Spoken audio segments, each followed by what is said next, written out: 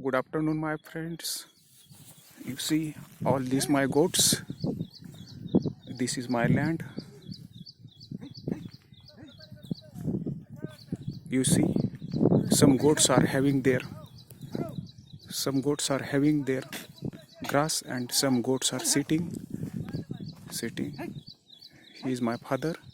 He is also look after to them. This is water place where we give them water. You see there is a well, and all this land we give them water and grass.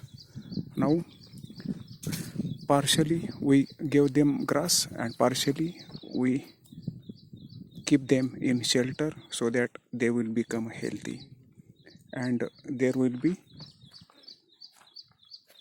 no disease to them. So we keep near about 8 acres land so that they can have their grass. I have near about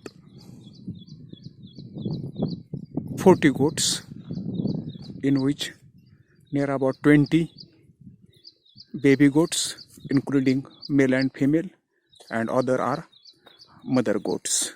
You see. So for last 10 years I am doing this business, and it's nice business for poor farmers. Yeah. So you see. Yeah. If you like my video, please like, subscribe, share to your friends. Thank you, my friends.